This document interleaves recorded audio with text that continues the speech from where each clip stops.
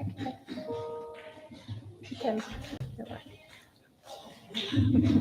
wasn't ready. Sorry.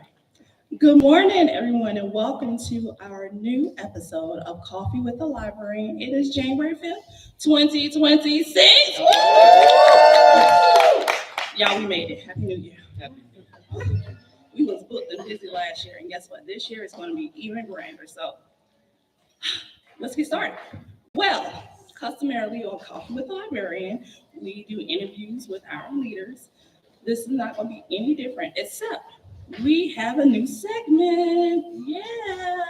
So we would like to help by highlighting businesses here in Clayton County. So if you have a business in Clayton County, I'm Kim Jones. Send me an email real quick and we will definitely get you on, okay? Now listen, let me rephrase that. We hot. Everybody wants us. So I'm gonna do my best to get you on, okay? All right. Now, today we have our very first company that we're going to highlight. I'm going to bring to the stage Miss Sasha. Did I say that right? No. I did not say that right, but I do know the name of her salon is Serene Spa. I did that right. Hold on, wait a minute. We're bringing it to the stage. Hi, everyone. Good morning. Good morning. I'm happy to be here. So I just tell you guys about my business. All right. Okay. Well, I own a salon spa. It is in Jonesboro, really right across the street. It is called Serene Spa and Wellness. I have been in business for 3 years. I specialize in locks. I also specialize in makeup. I have a nail tech, and we have been there for 3 years. I'm a Clayton County alumni. I'm born in Atlanta, raised in Clayton County. I love my county, and I'm so thankful to be here. And I thank the commissioner and you all for having me. Thank you. You can find me at Serene Spa and Wellness on Instagram, as well as you can reach me at 770-852-0827. Thank you. I think Sasha is being modest. I'm surprised she did not talk about her nonprofit Gifts for Clayton, which hosted a successful Christmas with Mrs. Claus event where you all had your hype helping young people prepare every day, which gave out not only Christmas presents, but also hygiene products to residents of Clayton County just ahead of Christmas. It was a wonderful success. The second annual, I believe it was. Yes. It was the second annual Winter Wonderland. Yeah, Gifts for Clayton has been doing this for 10 years. All right. Thank you. Clayton County businesses. I know, right? Look, we do a big over here at Clayton County Headquarters Library. The system is on it popping. All right, well, without further ado, I need you guys to put your hands together because this is such a big deal, okay? Get ready to clap. I'm not going to introduce you to the Clayton County Library System Director. I'm going to introduce you to the Director of Clayton County for the year, baby.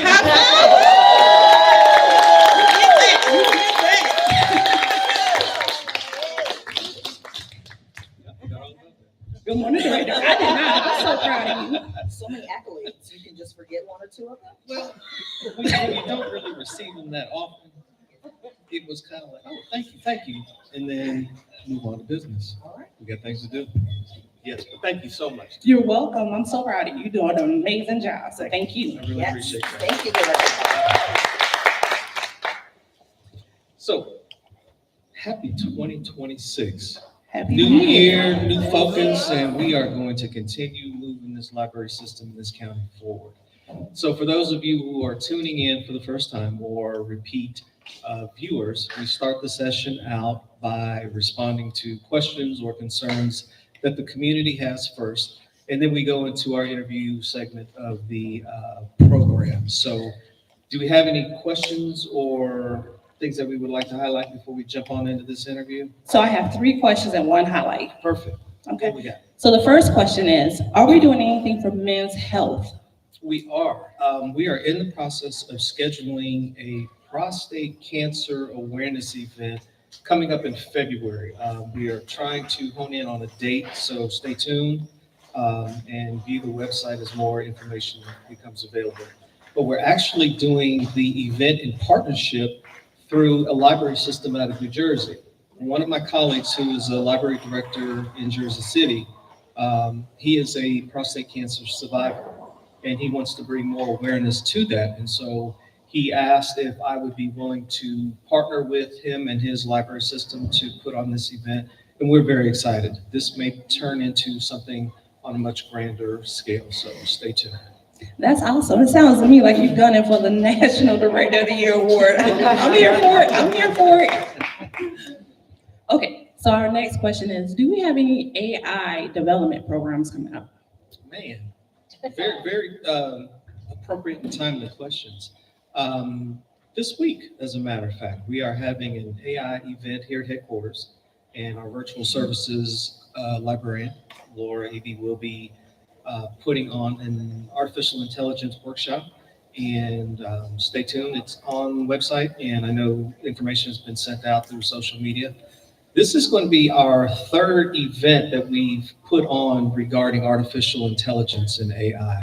We've done 2 events at the Northwest Library previously.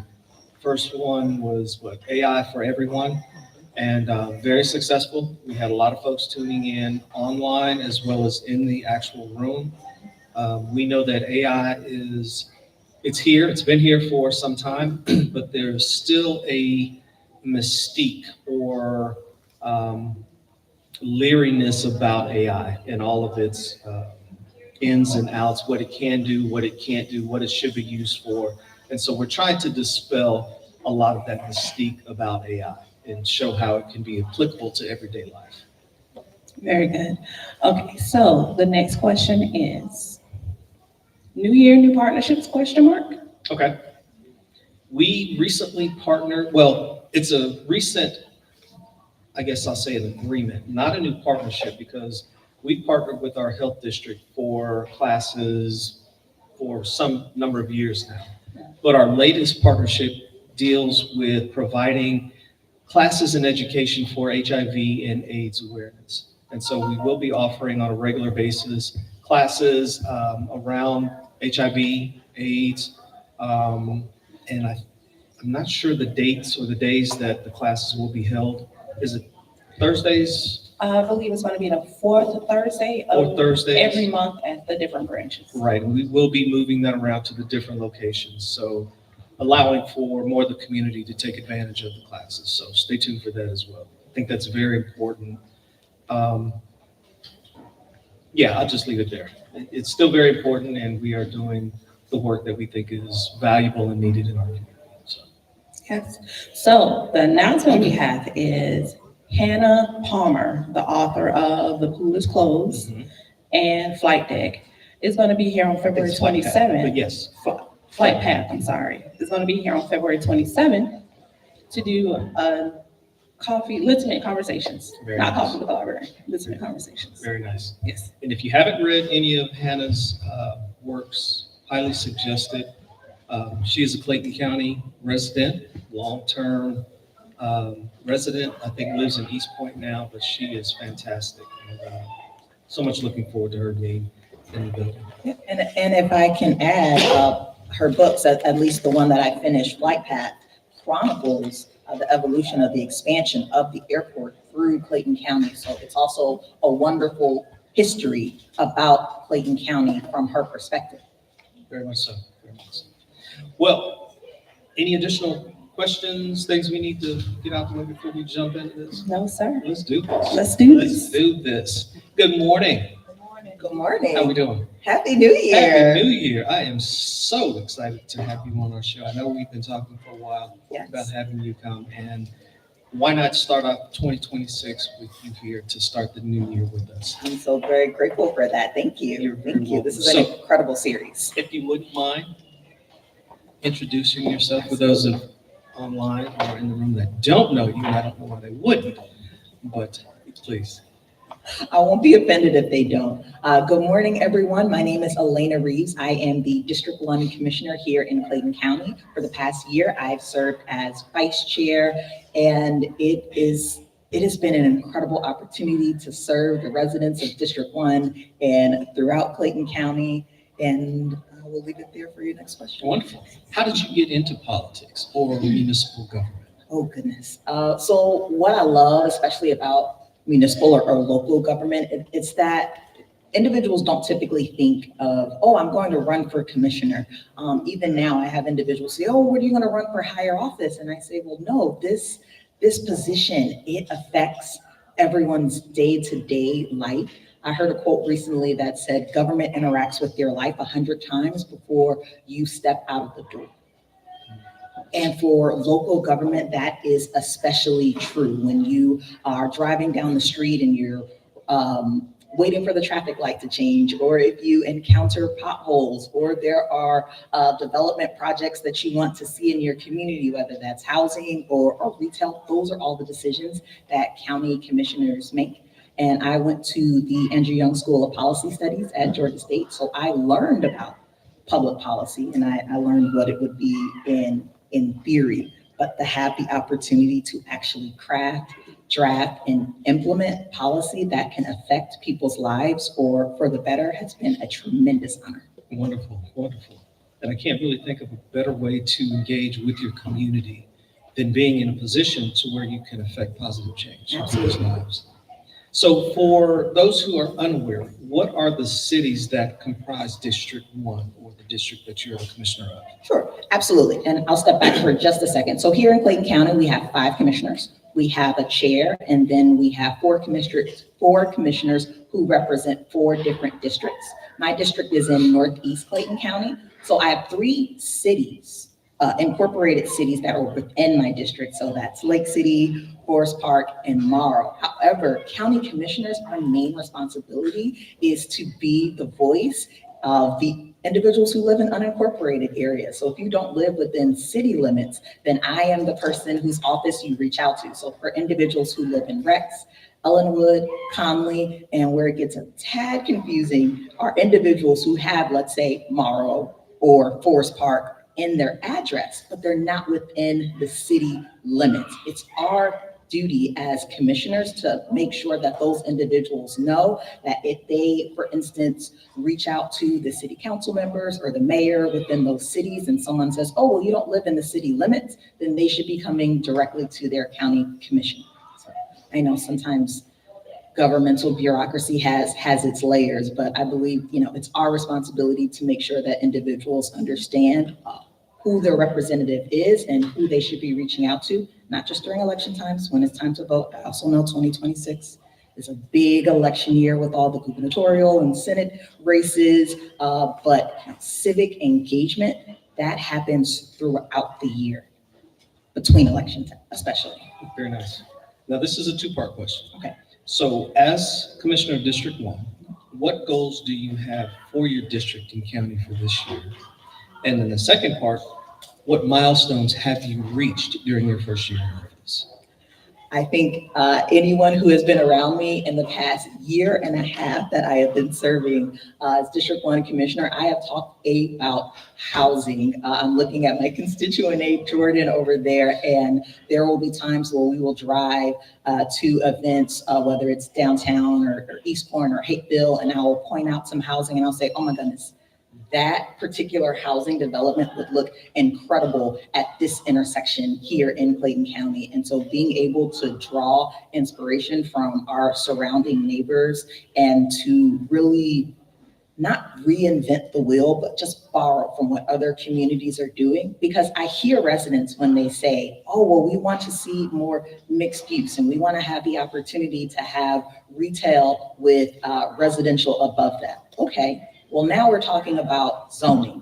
And so while some folks may not want to talk specifically about, okay, well, do I live in industrial or residential or RS 180 or RS 110? That is not the way that I believe we should be interacting with individuals who want housing. They want more restaurants. They want to see, a variety of retail. So I believe that that conversation should start from, what do you want your community to look like? Whether that is beautification, or whether that is seeing more accessory dwelling units and ADUs. And so I know I'm about to start getting into the weeds because I have a tendency to do that. But I talk about housing to frame how, if everyone has somewhere to live, they have, the safety and security of waking up in a warm bed, then the rest of their day can go so much better when we're talking about building community. So that's why I talk about housing, and not only for the individuals who live here in Clayton County and want to see, different housing stocks, and they want to see more retail, but also making sure that we're building more houses for the individuals who are coming into Atlanta and they're looking to, reside in Clayton County. Let's make sure that there are opportunities for them here as well. Wonderful. What was the second part of that question? I got into the weeds. Certain milestones that you've already accomplished during your year and a half. Sure. So I will say I am a bit of a policy wonk, so I will talk a little bit about some of the legislative victories. So one of which is serving as vice chair for the Board of Commissioners. I then was on the budget subcommittee. It was the first time that the Clayton County Board of Commissioners had a budget subcommittee to discuss, the overall budget for the Clayton County government, and being able to meet with directors and to discuss how their budget affects their total year, but also what does that look like in terms of workload for their employees. And so there were some departments where, we were able to discuss what would it look like to do some realignment and reorganization within those departments. And that was able to get passed. I know that is very technical, but when I say that people interact with government, multiple times in a day, whether or not you have someone who is able to monitor the traffic signals so that, the traffic flow can be more seamless, or making sure that there is someone to repair the county vehicles so that the police department and the fire trucks and the ambulances are able to get to disasters as quickly as possible. Those are all the kind of behind the scenes victories that make government work more efficiently for you. And so that's one of the things I am most proud of, but a little bit more on the back end.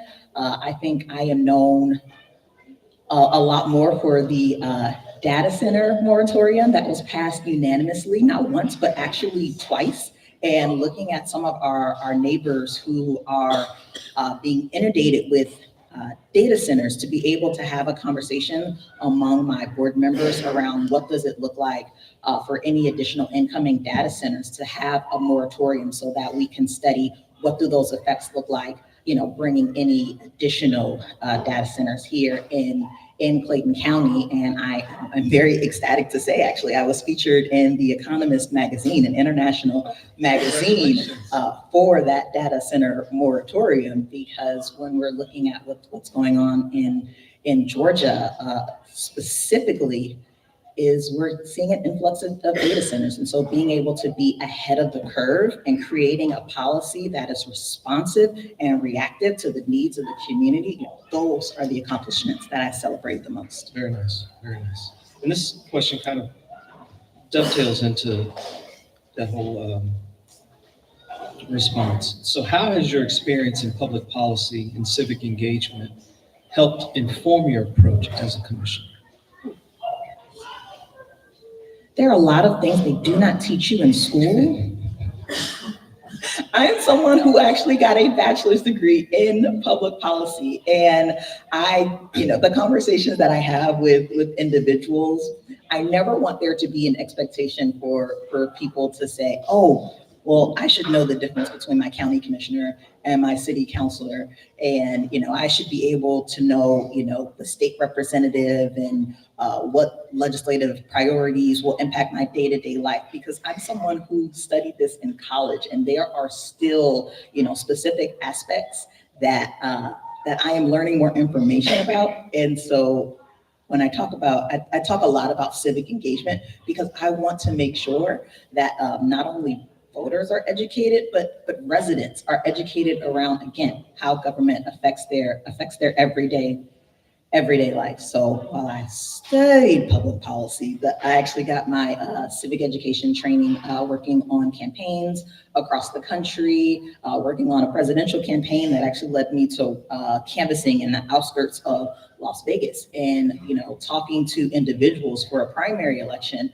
And they are asking, well, how will this presidential election impact my everyday life? And so being able to be attuned to, what are the individual needs that folks are asking about, and then how to correlate that to the specific level of government. And so that was just an incredible learning opportunity because a good 70% of this job is listening and responding. Now, the timetable for those responses may not always align with folks' expectations and how they want things to move and progress forward.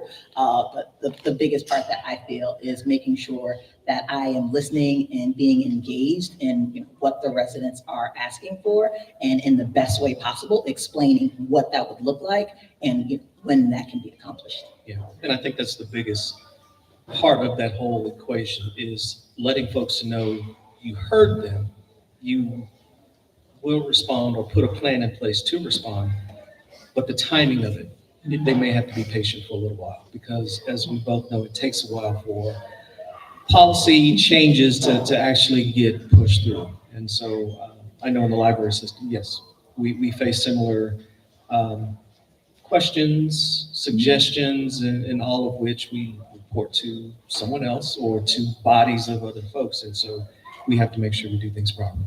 I got it. We are the bodies, the Board of Commissioners. One of them, yes. Okay. Yes, and I have several members in the audience who are my other bodies. So Your Board of Trustees. my board Yes. of trustees, indeed. So in talking about boards, I understand that you were once the chair of the Clayton County MARTA Citizens Advisory Board. Oh my gosh. Yes. Could you tell us a little about that experience? So one of the things, and I talked about this before I became a county commissioner, is that, for individuals who want to become engaged and participate in their democracy, one of those ways is to, join or be appointed to the boards, commissions, and authorities that Clayton County offers. So I was appointed on the MARTA Citizens Advisory Board, which was basically a liaison between the Board of Commissioners and the MARTA. And I got to serve as chair for, I think, 3 months. Okay. Before I stepped into my role as commissioner, and I worked fast. So one of the first things that I did was to ensure that the MARTA Citizens Advisory Board, with MARTA in its name, was meeting at a place that was accessible by public transit. So here at the headquarters library, and I believe the MARTA CAB has been meeting here ever since, because headquarters library is accessible by 3 different bus routes. And so when we talk about public transit and we talk about accessibility, we have to make sure that we are including individuals who don't drive, who are too young to drive, or perhaps are older and are no longer interested in driving, and thinking about what mobility looks like to them.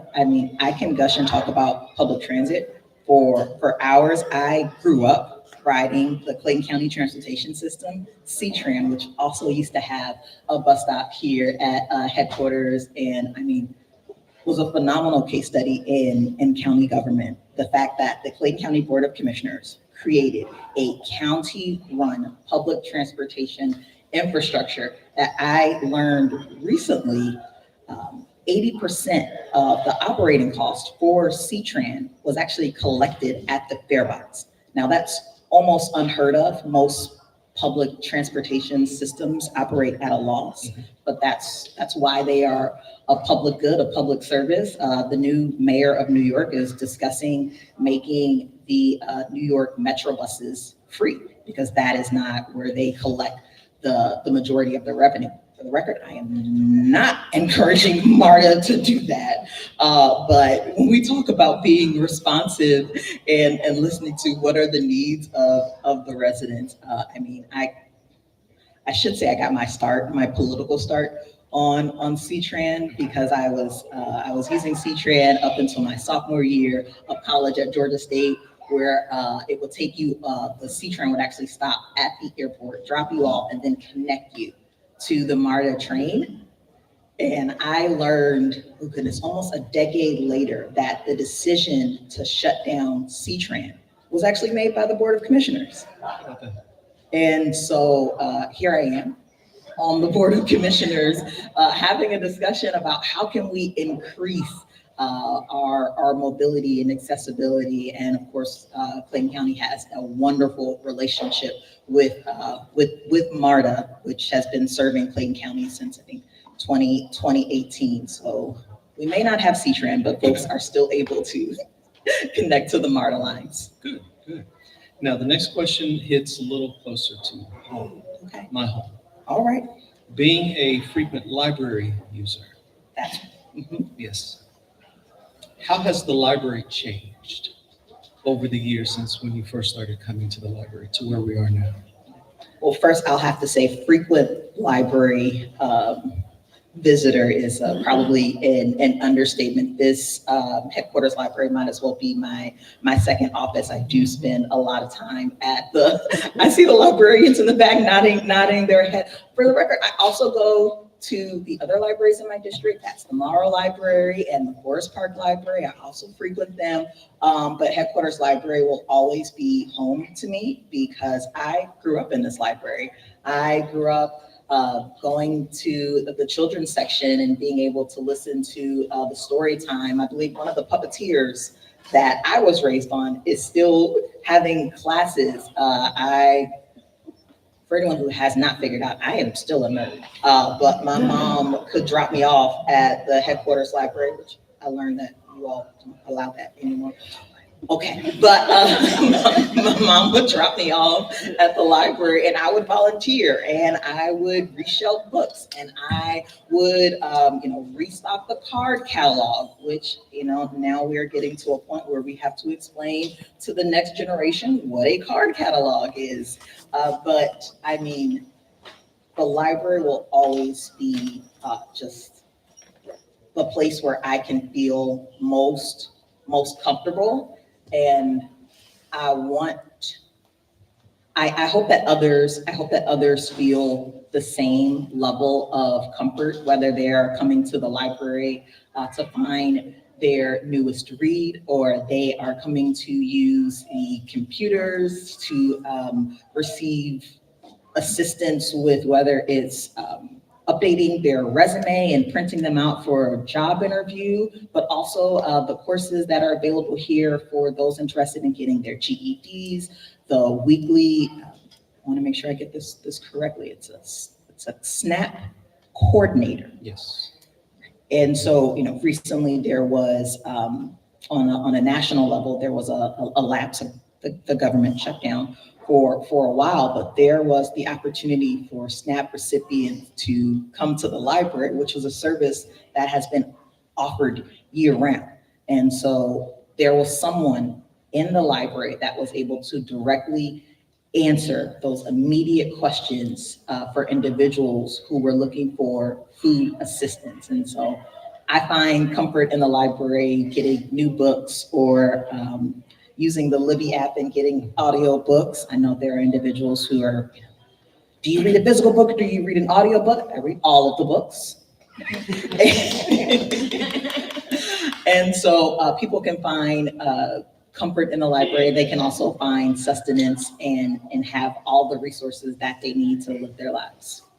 Wonderful. And the library, I think, is a safe place. It's a safe, trusted place in the community. And the resources that we provide, much like this conversation we're having now, there are folks in the room as well as online who have no idea of the wealth of resources that are available to them. And another good segue, are there resources that you're aware of that our community could take advantage of that a lot of folks may or may not know that are available to them?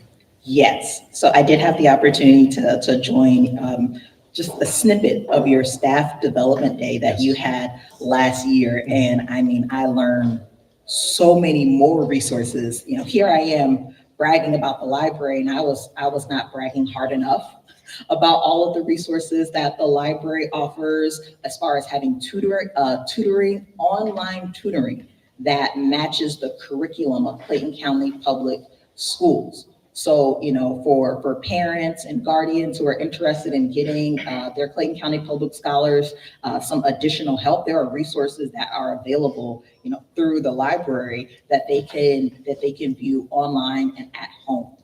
There is a resource that, and I should be a bit embarrassed, that actually a good friend of mine told me about. She calls me and she says, "Did you know that I can take professional classes online through the library, and then I can add those, you know, as references or as skills on my resume?" And I'm on the phone with her. No, maybe I should have known about that. So yeah, being able to know and just to advertise all the wonderful resources that are available. What is it, Mango, where individuals can learn different languages. I already talked about the professional services. Goodness, I think recently there was a culinary class that the library has been hosting. So whether it's the online services or being able to come, and there are activities for everyone. Seisha actually introduced me to the Wonderly book series where the Wonder Books? Wonder Books. Yes.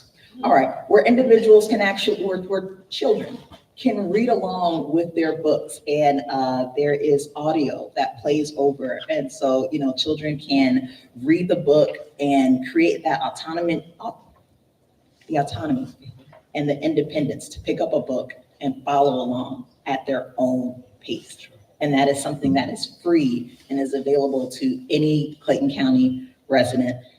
And I know you're trying to move on to the next question, No, but, I'm good. okay, good. Because we didn't even talk about the bookmobile. We haven't talked about that. We didn't talk about the bookmobile. So when individuals ask where their SPLOST dollars are going, you know, the 1 penny sales tax for your special purpose local option sales tax, SPLOST, some of that funding went to creating a bookmobile that comes out to not only Clayton County events, but other community events where individuals have the opportunity to experience the library in a festival parking lot where they walk onto the bookmobile. They can browse the shelves, pick out a book. I was at an event at Rex Middle School, and the bookmobile was there for a PTA meeting. And there were individuals who signed up for a library card. And I mean, I can remember getting my first library card and feeling like Matilda and being able to check out my own books. Again, independently and teaching children independence, but being able to have access to a world of resources and books at such a young age is truly inspirational. So I'm very excited for 2026 and to see, you know, where we'll see the bookmobile strolling through Clayton County streets. There's no telling. Yes. You've done a wonderful job at highlighting some of the resources that we carry here at the library. We have so many more, and we feel that one of our challenges is getting that word out because we do offer so much. The tagline on the back of the bookmobile says "Library on the Go."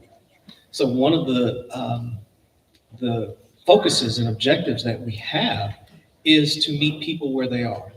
And we understand that everyone can't get to the physical building. We do have online presence, but we also know that there are communities that are underserved where we need to go to them. And so that bookmobile helps us do that. Absolutely. We are looking at another vehicle, and we want to, I don't know, programs on the go or have a different focus. So not just books, but we're bringing other library-related programs and resources to them. So stay tuned for that also. Oh, I'm excited. 2026. So You mean I don't have to physically come into the library? The library can physically come to me? I mean, you're describing a dream. This sounds wonderful. That's one of our goals. Very excited. Absolutely. Okay. Absolutely. Stay tuned. Yes, That timing thing we talked about. absolutely. Yes. All Oh, did I mention I sat on the budget subcommittee? Yes, I am. did. You did. Wink, wink. Um, Kind of wrapping things up. When it's all said and done, as far as your time on the Board of Commissioners, what do you want your legacy to be?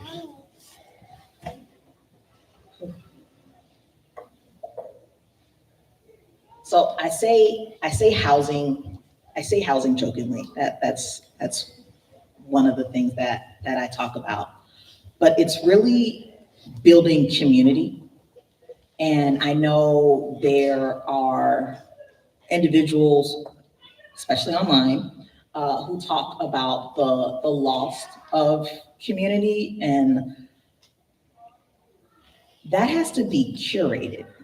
Community isn't something that just happens. Right. I am someone who has a background in community organizing. And so I have actually done the work to ensure that neighbors are talking with each other. I refuse to serve on my neighborhood's HOA.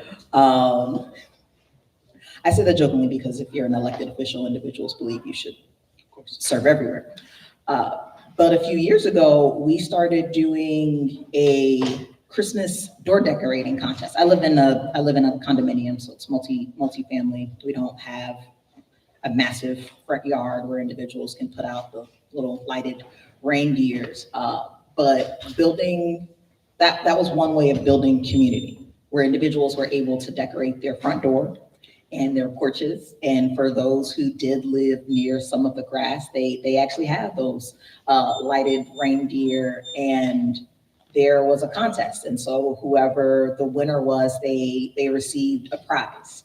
And since then, the neighborhood individuals have been putting up Christmas decorations. And so to be able to drive through my neighborhood and my subdivision and to see, just kind of that festive look of what a neighborhood can look and feel like, and being able to have individuals who now talk to their neighbors and say, oh, I spoke with the person who had this on their door, and I learned XYZ about them. And so creating community is done with intention. And historically, Clayton County was a rural county. It was a bedroom community, thinking specifically of the city of Jonesboro and Forest Park, where individuals would live when they worked for Eastern Airlines or they worked at the Ford plant. They would live in the community and they would drive to work and they would come home. And the Clayton County that we have now and the Clayton County that we are building towards is something where individuals can work here in the county, but they also have a housing that fits their price point. They have nightlife activities. They have the recreation spaces where they need to go. And so to have elected leaders who are intentional about what does it look like to build a community where we have our young Clayton County scholars who want to continue living in the county, and their next generation will continue living in the county. We as elected leaders, we have to build that. And yes, we build that through zoning. But we also do that by listening to the individuals who live here now and what the future of Clayton County do they want to see. But also building for the Clayton County that is to come. We know that metropolitan Atlanta, the population is growing. And so we are going to see a population increase in Clayton County. And so, how do we ensure that our legacy residents, they have what they need, but we're also building, maybe it's vertically.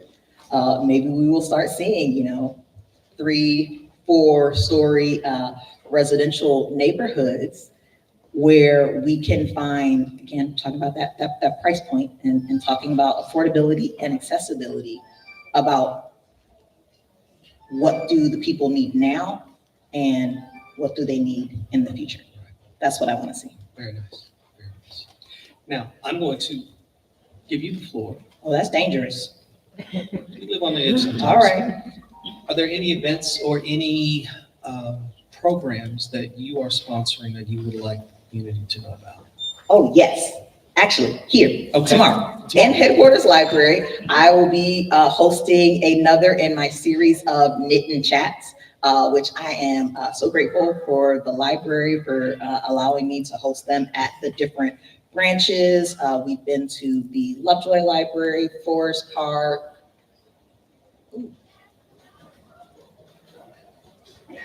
Okay, Jordan is trying to remind me, but I can't remember. Riverdale. We've been to multiple libraries. She came out of Riverdale, I think.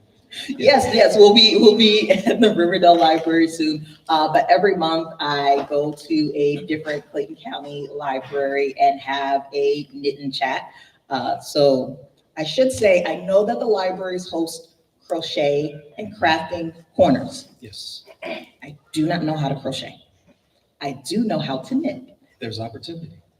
There you go. And so, having the space to just invite the community to come and to just have unguided conversations where we just sit and most folks crochet and I knit and Jordan learned how to cross stitch and just to have a space to just connect. And again, and one of the places that I hold dear to me, the library. So knit and chat series will continue, and that's tomorrow at 1. Tomorrow at Headquarters Library from 1 to 3. So I also have a town hall coming up in March, as well as a continuation of a series that was named by accident, Let's Talk. Okay. Started, I think my first month in office, Let's Talk Millage Rate. I had the misfortune of coming into office around the time that Clayton County was considering a millage rate increase. And so the first meeting, first town hall that I had, or the first community meeting that I had was let's talk about the millage rate. I've had let's talk about the budget. I've had a let's talk about zoning. And surprisingly, folks wanted to talk about more zoning, which I love. I mean, I can talk about the details of zoning all day. So I will be hosting another Let's Talk Zoning 2.0 in February. Actually, I've planned out the entire calendar of 2026. And so I am very excited. Again, just opportunities for community engagement and for folks to maybe get a little bit of education around whether it's zoning. In April, we'll be doing Let's Talk Beautification and opportunities for individuals to voice their concerns. And then for us as the Board of Commissioners to take action and to take response. Okay, now I have to, because you gave me the mic. Yes. All right, everyone saw this, okay. So I am actually very excited to announce that on my time on the Solid Waste Management Authority, we were able to unanimously approve reactivating the Keep Clayton Beautiful. I know this is something that has come, as you can see, it is a very popular program. It is a part of the Keep America Beautiful Coalition, and that Clayton County will become, it's maybe reinstated as the terminology, as a Keep Georgia Beautiful affiliate. So there are going to be some very exciting opportunities when we talk about beautification in the county. I know I talked about government and I did not mention code enforcement because that's probably one of the biggest calls that our office receives is around code enforcement. But when we talk about beautification, we're talking about what does it look like to plant pollinator gardens or to have, an apiary at the library where we can have, harvest our own honey from, repopulating old crates into honey hives, or painting murals. What does creating beautification in Clayton County look like? That's actually responsive to what the residents want to see. So I am very excited, and it sounds like the rest of the community, the folks who are in here are also excited about Keep Clayton Beautiful. So you all should be hearing some more information about that soon. Very Oh, nice. I should probably shout out my fellow Solid Waste Management Authority board member, Nancy Howard, who runs Keep Riverdale Beautiful. And they just had a tree recycling program for Riverdale residents to bring their old Christmas trees. And so what will that look like on a county scale? I'm really excited about. Very nice. Hey, Nancy. Yeah. She knows me, shout her out. Well, I think we're at that point where we're going to open it up for some questions. All right, let's go. Do we have any questions in the audience and or online? Anybody? Oh, we about to wrap. Oh, you know, Mr. Jimmy has a question. Hello, thank you for this. Recently, Clayton County just is in the process of updating the master plan and expansion. And also, as you mentioned, we've gone through the zoning rewrite, and then sometime this year, we're gonna get some updates through, is it Sizemore? And I can't remember the other one, unfortunately. But what have you, if you can, what have you heard, and what countywide are we trying to bring in? I just want the record to reflect that I did not bring this conversation into zoning. Okay. Because I can talk about zoning, because again, zoning is the skeleton of how we build the community that we want to see. So Clayton County is undertaking its zoning ordinance rewrite. And so what that looks like is a comprehensive study of what does our current zoning laws allow. So when we talk about residential versus commercial versus industrial, from what I've seen, there is a lot of conversation around how do we have that mixed use of mixed residential and mixed residential and mixed commercial. One of the things that I want to make sure that we also include is infill development.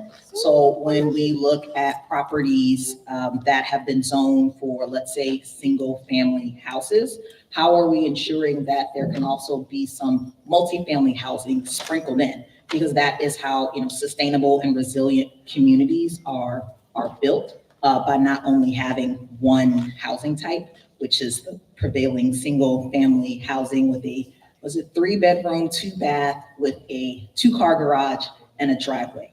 Not everyone is looking for that very specific housing type. And so when we build different housing stock and we allow for multifamily housing, for tiny housing, even for cottage communities and accessory dwelling units, the ADUs that are in someone's backyard so that they can have in-law suites. Well, none of those things can happen if it is not allowable in the zoning code. And so this is a phenomenal opportunity for Clayton County to review what is allowed and what is not allowed in the current zoning, and how we make sure that it reflects the community that we're looking to build. Any other questions? Microphone lady. We've got one in the back. I was multitasking. I'm sorry. We have a question in the back. No, that might be Kim, Miss Kim's name. Miss Kim with the microphone. Microphone lady. Yeah. Check 1, check 2. Oh, we live, I can't. Hi, I'm Linda G. Jones. Let me stand up.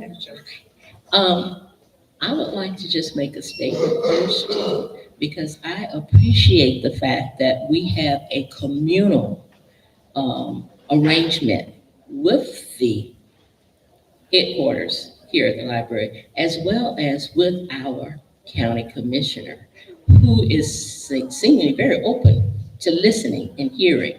The same with the library. You're very, very open, and I appreciate that, and I think the people that are here appreciate that as well.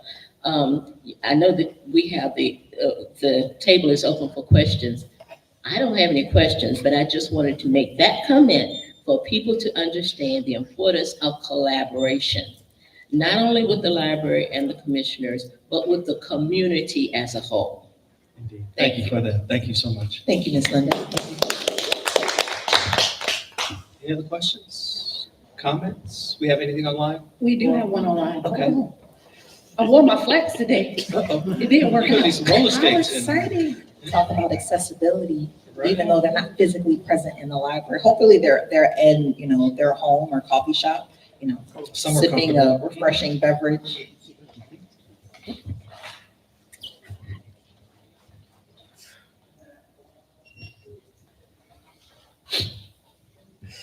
That's another two-part question. That's what. Right, that's a multi-part question. Let's- Okay, well, you ready? Possibly. We'll find out. What will be the plan for bringing in healthy grocery stores so that we can remain working in our communities, living in those communities, as well as shopping in those communities? Oh, absolutely. So I attended a conference in July. The organization is called Local Progress, and they had an entire conference session on locally owned grocery stores. So for folks who don't know, Clayton County does have county-owned land that is housed through the land bank. And I believe that there are opportunities for the county to use some of that county-owned property and to invite and build grocery stores. And I'm not talking about the large Whole Foods or Sprouts, but smaller community grocery stores. And what does that look like where were we? I believe we were driving through the West End and there was a Nourish and Bloom that was in a office shopping plaza.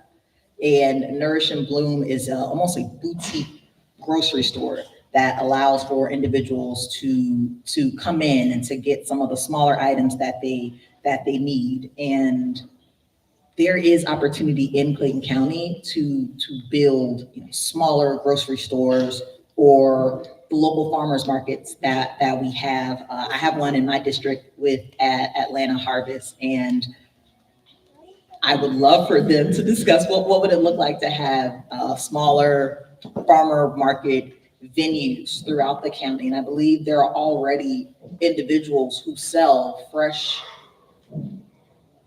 fruits and vegetables in different, I'm trying to be as political as possible.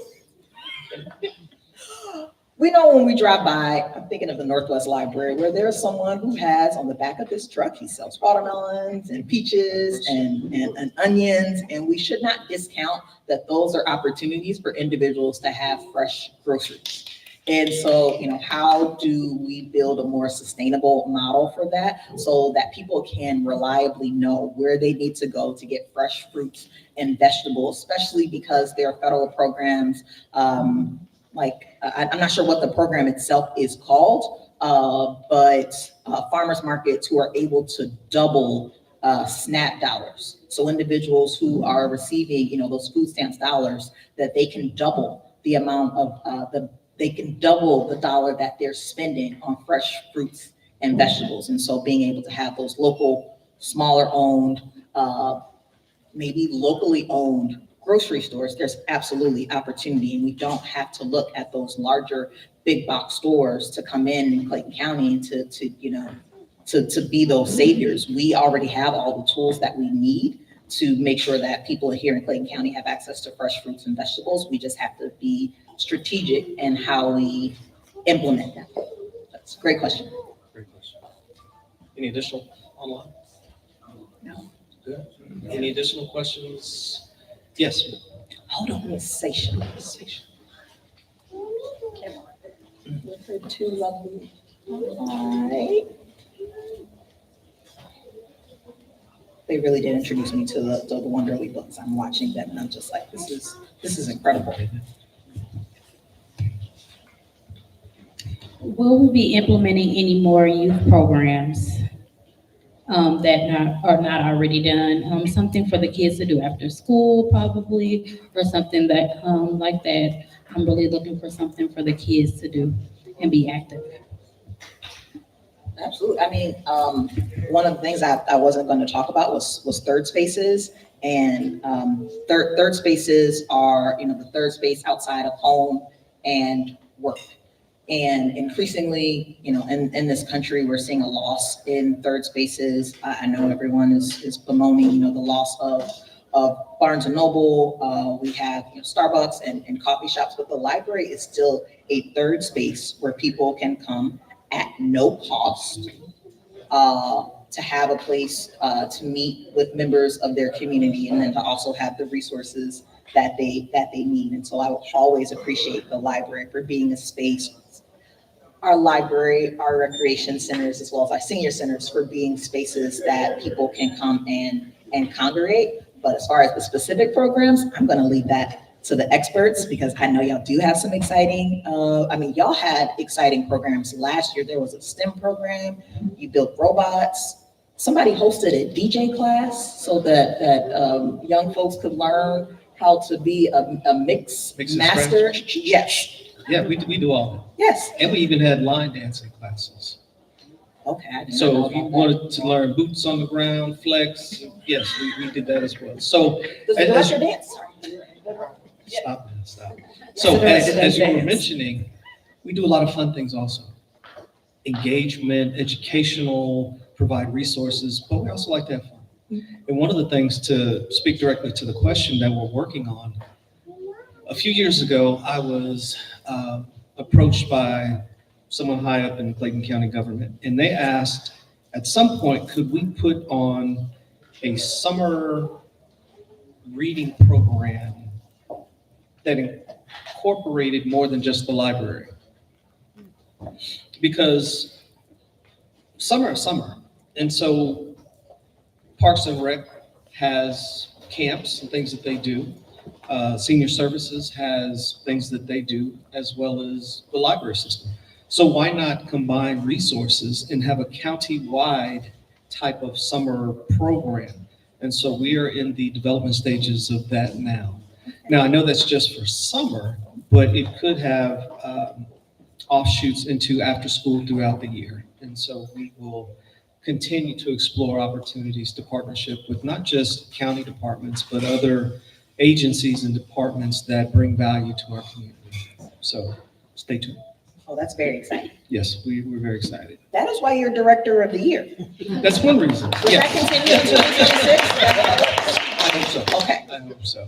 But thank you for that question. And yes, if there are no additional questions. We have two more questions. We have two more? Okay. Good afternoon, Dr. Brenda Pridgeon. Thank you for coming. Thank y'all for doing this. I'm a long time, whatever, of the library. I get in where I fit in. But my question real quick is, mental health, that's my lane. Mental health is my lane, and I want to know, and I don't even know if you can answer it, but I want to put it in your forefront. I know we have the Behavioral Health Center, and we have the Clayton Center and things of that nature. But what are y'all looking at as far as commissioners and within the community and building community to make mental health services accessible to everyone and every age? Because it's beautiful to have a great community, but if you got a whole lot of people in there with mental health illnesses or disorders, it's not going to turn out so great.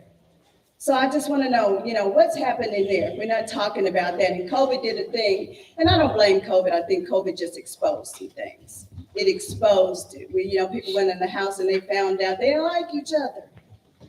And suicide rates went up, and especially with our children. So I want to know what's going on there. Where is that on y'all plate? Or is it? Thank you so much. From the county commission standpoint, I believe that, those policies are executed by our departments. And so the Clayton County Department of Health has services that they offer to individuals who need mental health support on a national level. For anyone who is experiencing any type of mental health crisis, they can always call or text 988. That is a national service that is monitored 24/7 for any individuals who are in need. And I believe that the library also has classes that they offer specifically around mental health. So from a commission standpoint, I believe that, that is enacted by the departments that the Board of Commissioners oversee. Yes, and Brenda, as you know, we do, I'll say we offer an adequate amount of programs for mental health awareness. We've partnered with veterans groups, with your organization, to bring more awareness and to bring more resources, which I think is what we are responsible for. We know we can't do it all by ourselves. We're librarians, we're not mental health practitioners, but we can put those folks who are in need in touch and make that connection with those who serve that population. So, and we will continue to do that. And I will also shout out our police chief, Chief Kevin Roberts, for the diversion work that he has been doing with Clayton County Police Department, as far as making sure that they have, I don't want to misconstrue the number of social workers that they have, or individuals who they send out specifically for individuals who are having a mental health crisis. And so that is something that you can see through our Clayton County Police Department as well. Thank you. And one of the initiatives, if I can piggyback on that in the library world we're looking at, is to also offer social workers in the library spaces. As you mentioned earlier, we are open and free to the public. And oftentimes we have those who utilize our space who at times may be going through different things in their lives. And so it's difficult for library staff sometimes to serve those patrons because we aren't equipped to diagnose, to make referrals, or even give them, immediate care. And so we oftentimes have to rely on either the police department or other agencies. And so nationally, libraries are moving more toward providing social services and have on-site staffing in their libraries. And so we are investigating that as well. So, My antenna went up for budget considerations. And so that is a conversation, to please, the budget conversations for Clayton County government will start in, anytime there's an opportunity to come out to the Clayton County Board of Commissioners meetings, we meet on the 1st, 2nd, and 3rd of every month at 112 Smith Street. So if you have a public comment that you are interested in raising for budget consideration or what you want to see in your community, that's 6 p.m. the 1st and 3rd Tuesdays of the month at 112 Smith Street, and the second Tuesday is at 5:30 for a working session. And there's not public comment, but anytime I can invite Clayton County residents to come and to engage in their government and be civically active. yes, we had another question. Yes. Yes, good afternoon, Drew Andrews, and thank you for coming this afternoon. My question, I think both of you have touched on the important role that the library have in our community. And with that said, is there any conversation about building more libraries in our community, especially in your district, Commissioner Reaves? We were just talking about the budget, That's right. Mr. Andrews. So I believe traditionally, when Clayton County has expanded county facilities, whether that's a library, recreation, senior services, that's done typically through SPLOST funding. And so I'll have to go back and check the 2027 SPLOST, which was approved in overwhelming margins by Clayton County voters this past November. But I want to say those large infrastructure projects, that is what SPLOST was designed for, is to accrue that large bucket of money to be able to build new buildings, whether it's a library, recreation center, senior centers, county headquarters, police headquarters. All of those are typically through SPLOST. Don't have me out here making promises. Of course, I'm in favor of more libraries. course we are. Yes. Says the board of trustee, Any additional questions? Yeah. I think that's it. We're wrapping it up. We're wrapping it up. Again, thank you so much. Thank you. Always a pleasure. Always a pleasure. What a way to start 2026. Absolutely. Bang. And we will continue these discussions monthly, the first Monday of the month. Unless there's something going on and we have to deviate, but we will notify you ahead of time. Thank you again for tuning in. Thank you all. Man, this is one of the largest crowds we've had in person in a long while. So thank you again for spending time with us as well as online. And until the next time, we'll see you on another episode of Coffee with the Librarian. Thank you. Thank you.